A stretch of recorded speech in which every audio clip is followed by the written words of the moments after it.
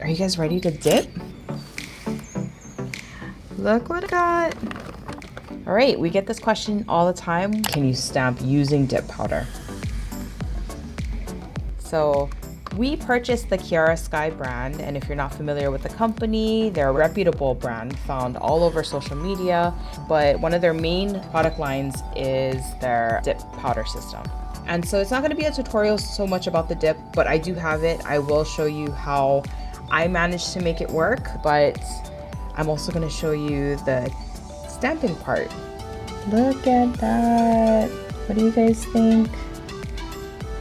So all of these are with a dip, Kiara Sky Dip Powder as the base, and we went ahead and stamped over them. So yes, you can definitely in fact use nail stamping on top of your dip powder.